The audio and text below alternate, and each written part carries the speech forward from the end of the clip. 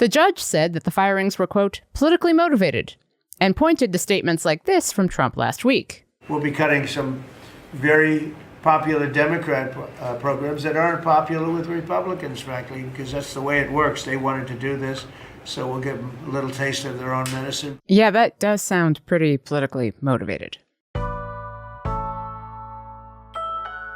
It's Thursday, October 16th. I'm Jane Coaston, and this is What a Day, the show that, for once, totally agrees with President Donald Trump. And I want to thank Stephen Miller, who's right back in the audience right there. I'd love to have him. I love watching him on television. I'd love to have him come up and explain his true feelings, but maybe not his truest feelings. That might be going a little bit too far. Donald Trump and Jane Coaston, two people who do not want to hear the truest feelings of White House Deputy Chief of Staff Stephen Miller. On today's show, Trump confirms he's authorized CIA action in Venezuela and Operation Summer Heat. No, it's not a new Baywatch spinoff. It's Trump's and FBI Director Kash Patel's latest crackdown on crime. But let's start with week 2 of the government shutdown. Active duty military did get paid on Wednesday, but some air traffic controllers are getting partial paychecks, while folks struggling with homelessness are unable to get the paperwork they need for emergency housing in some cities. And Congress is still stuck in a stalemate centered on extending Affordable Care Act tax credits due to expire at the end of the year. On Wednesday, a federal judge halted the Trump administration's efforts to do its second favorite thing, behind posting memes on official government social media accounts: firing federal employees. In response to a request from unions representing government workers, a U.S. district judge issued a temporary restraining order to stop Trump from getting rid of roughly 4,000 workers. The judge said that the firings were, quote, politically motivated, and pointed to statements like this from Trump last week. And we'll be making cuts that will be permanent, and we're only going to cut Democrat programs. I hate to tell you, I guess that makes sense, but we're only cutting Democrat programs. We'll be cutting some very popular Democrat programs that aren't popular with Republicans, frankly, because that's the way it works. They wanted to do this, so we'll give them a little taste of their own medicine. Yeah, that does sound pretty politically motivated. And yet, while courts try to stop the Trump administration from axing government workers, hundreds of thousands of federal employees are going without paychecks. And the ACA subsidies Democrats are fighting for are what stands between millions of Americans and even higher healthcare prices. So to talk more about how the shutdown and the subsidies fight are affecting rural Americans, I spoke to Wisconsin Democratic Senator Tammy Baldwin. Senator Tammy Baldwin, welcome back to What a Day. It is great to join you again. So we are just over 2 weeks into the government shutdown. How have the conversations you've been having with Republican colleagues changed as this shutdown has kept on going and going and going? Yeah, well, what I'll tell you is it's more common for me to hear from some of my Republican colleagues that they want a solution to this issue of the Affordable Care Act tax credits sunsetting at the end of the year, that they're hearing from constituents. What hasn't changed is they're not being really loud and public about it and expressing the sort of urgency that we are. I hear from constituents on a daily basis who are so anxious, so worried about what these massive increases in healthcare costs are going to mean for them and their families, their businesses, their communities. I can't believe that some of my Republican colleagues don't have a stronger sense of urgency. But I will see, I'm seeing cracks in the dam. It was, I think, last week when Marjorie Taylor Greene said that her 2 adult children got their notices of what their premiums are going to cost. And she's like, oh my God, they're not going to be able to afford health insurance. We've got to do something. Well, I need more of my Republican colleagues to speak loudly and with urgency about the need to fix this. We need to reopen the government and we need to lower costs for healthcare for Americans. I've been really struck by how the ACA subsidies issue impacts so many people who live in rural areas and so many people who may have voted for Republicans. And I'm curious about healthcare in rural Wisconsin in particular. What does coverage and access look like for people in those parts of your state? So right now, it's devastating. Between the results of what Donald Trump calls his big, beautiful bill and what we call his big, ugly bill, but the nearly $1 trillion in cuts to Medicaid, combined with the potential for the Affordable Care Act premium tax credits to expire at the end of this year is devastating for rural Wisconsin. I talked to Phil, a farmer in northwestern Wisconsin, just earlier today, and he, among other things, grows soybeans.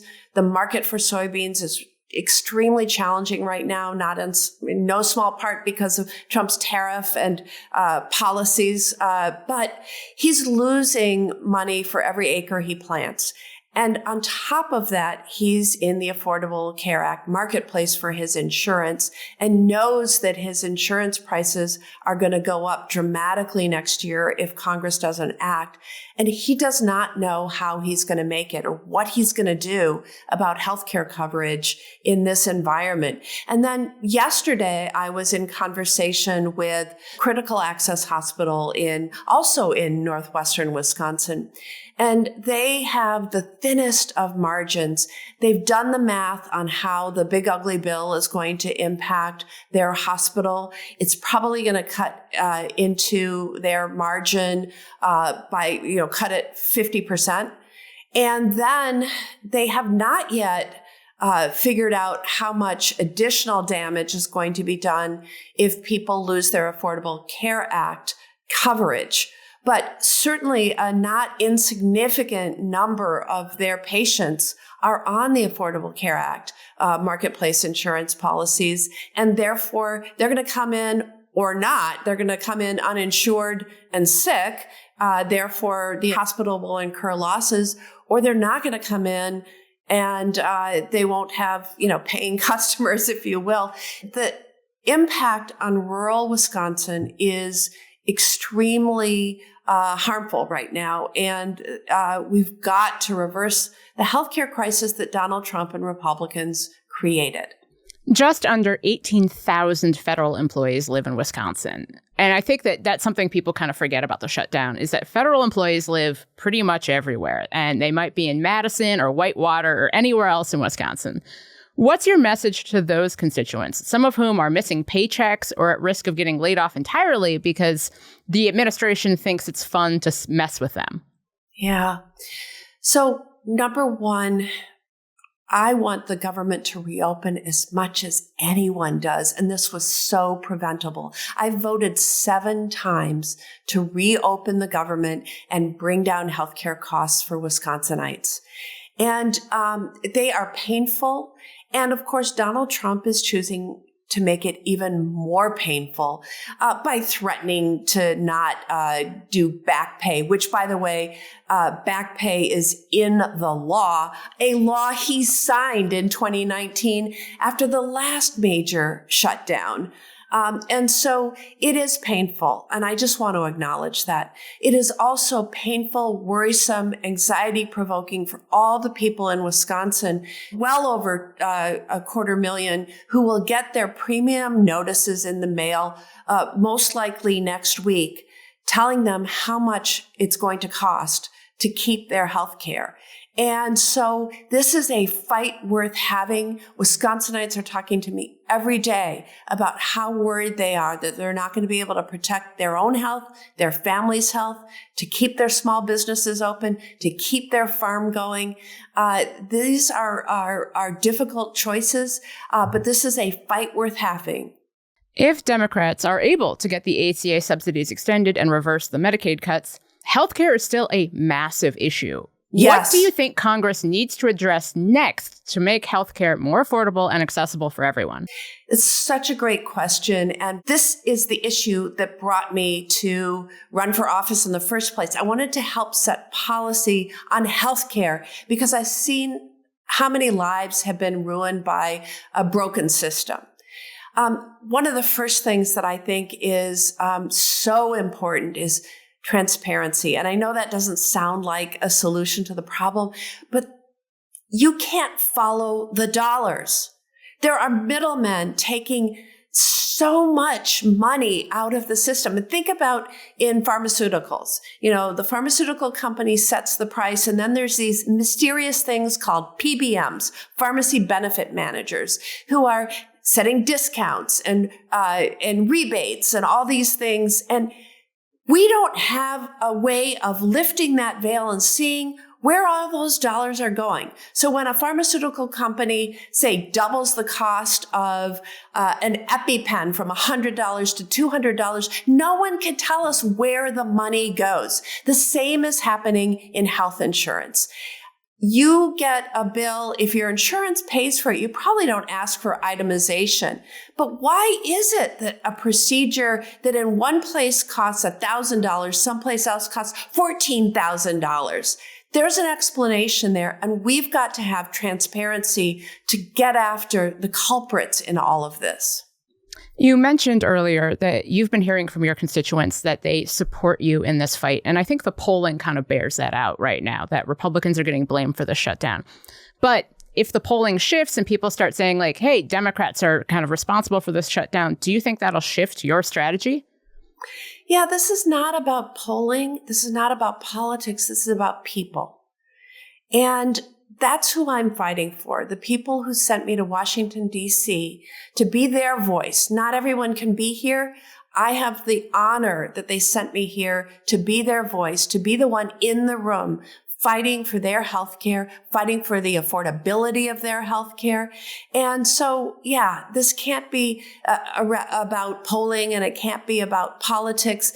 But if my Republican colleagues continue to think about this as something that's about polling and politics, then I want them to think about how their polls will look next year in the midterms when so many of their constituents have been thrown off their health care because they can't possibly afford it. Senator Baldwin, as always, thank you so much for talking to me. Thank you for having me. I know it's hard to stay informed during this flood the zone hellscape, but people like you tuning out is exactly what the MAGA rage bait media machine is going for. That's why What a Day exists.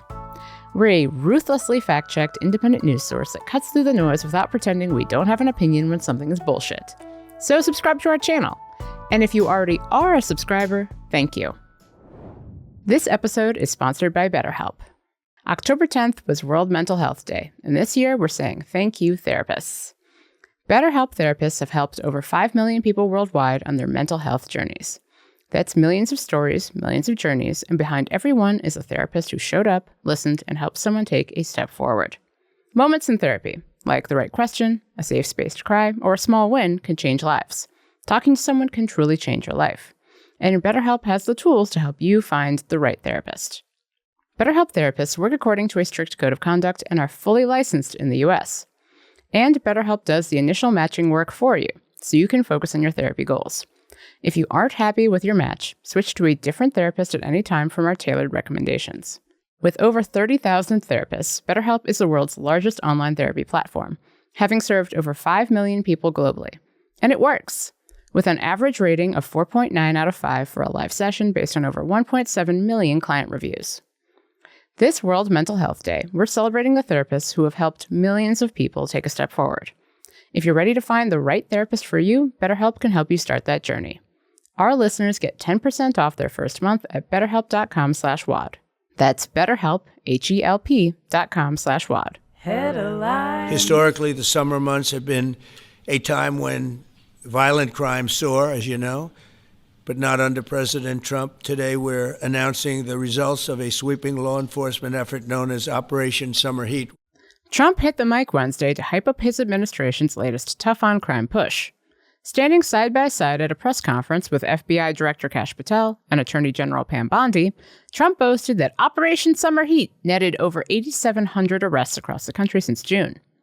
Patel announced, with resting deer in the headlights face, that in just 3 months, the FBI and DOJ seized 2,200 firearms and took 421 kilograms of fentanyl off the streets, claiming it was, quote, enough to kill 55 million Americans.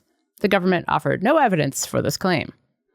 The president's crackdown on crime came after he federalized police in Washington, but before he attempted to deploy the National Guard in several other Democratic-run cities.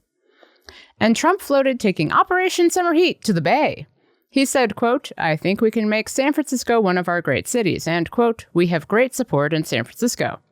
Only one of those sentences is true. Operation Summer Heat may be wrapping up, but stay tuned for next season when Trump and Patel team up this autumn for Operation Fall Guy. During that press conference Wednesday, Trump also acknowledged that he authorized the CIA to operate in Venezuela, citing two reasons. They've allowed thousands and thousands of prisoners, mental institution, people from mental institutions, insane asylums, emptied out into the United States. We're bringing them back. But that's a really bad, and they did it at a level that probably not, many countries have done it, but not like Venezuela. They were down and dirty. And the other thing are drugs. We have a lot of drugs coming in from Venezuela. And a lot of the Venezuelan drugs come in through the sea, so you get to see that. But we're going to stop them by land also. Quick thing. Is this going back to his seeking asylum is the same thing as a mental asylum thing? Anyway, all that to say, immigration and drugs, but okay. Also, is it weird that the President of the United States is telling the world where he sent our spies? Remember when we were very worried about classified information being shared publicly? Ah, memories. Trump steered clear of this question about the country's authoritarian leader, Nicolas Maduro. Does the CIA have authority to take out Maduro? Oh, I don't want to answer a question like that. That's a ridiculous question for me to be given. Not really a ridiculous question, but wouldn't it be a ridiculous question for me to answer? But I think Venezuela's feeling heat. Summer heat, maybe? The revelation about the CIA authorization comes a day after Trump said the U.S. had struck another small boat accused of carrying drugs in the waters off Venezuela, killing 6 people. It was the 5th deadly strike in the Caribbean, as his administration has asserted it's treating alleged drug traffickers as, quote, unlawful combatants who must be met with military force. For all of the Trump administration's cruel and chaotic spending cuts, there's at least one area where they're more than happy to spend money. Department of Homeland Security propaganda. Just what America wanted. More Kristi Noem. According to a report from the analytics firm Ad Impact, DHS spent at least $51 million this year on ads where Homeland Security Secretary Kristi Noem thanks Trump for, quote, securing our border. That's the most money spent on any political ad campaign this year. And don't worry, DHS is just getting started on this journey to burn cash. The 2 media companies hired to make these ads could eventually get paid $200 million from their contracts with DHS. But Noem's efforts to bother as many Americans as possible did hit a roadblock this week. Airports in several major cities are refusing to air the video she made blaming Democrats for the government shutdown. It is TSA's top priority to make sure that you have the most pleasant and efficient airport experience as possible while we keep you safe. However, Democrats in Congress refuse to fund the federal government, and because of this, many of our operations are impacted, and most of our TSA employees are working without pay. Look, airports are stressful enough. I don't need to contemplate puppy murder in Terminal 2. Many of the airports that aren't airing the Noem ad have cited policies against showing political messaging because, yeah. 14 U.S. states and Guam are teaming up to make a kind of miniature Centers for Disease Control and Prevention. You might ask, don't we already have one of those at the federal level? Well, yeah, but this group worries that Health and Human Services Secretary Robert F. Kennedy Jr. has undercut confidence in the CDC's core work. Shocking, right? That core work typically includes setting vaccine policies, monitoring disease outbreaks, and watching out for pandemics. Like one of those would ever happen again, right? The group announced the Governor's Public Health Alliance on Wednesday. In a statement, Illinois Democratic Governor J.B. Pritzker said states and territories now have to protect their residents from a CDC that he calls a, quote, misinformation machine. Technically, the alliance is bipartisan, but I'm 0% surprised that for now it includes states run by Democratic governors on the East Coast and their West Coast counterparts. Colorado's in the middle, of course, and way west, the territory of Guam. The blue hue of the alliance isn't lost in the Trump administration. HHS spokesperson Andrew Nixon told the Washington Post that alliance locations supported unpopular COVID mask mandates and school closures, adding, quote, the same governors who eroded that trust are trying to reinvent public health under the guise of coordination. Yes, but none of them have been involved in decapitating a whale. So, there's that. And that's the news. That's all for today. If you like the show, make sure you subscribe, leave a review. More in a new study showing that no amount of alcohol is safe to consume, and tell your friends to listen. And if you're into reading, and not just about how research published in BMJ Evidence-Based Medicine found that even light alcohol consumption can increase the risk of dementia, like me, What A Day is also a nightly newsletter. Check it out and subscribe at crooked.com/subscribe. I'm Jane Coaston, and good news! With Trump's tariffs, it's probably cheaper not to drink alcohol anyway.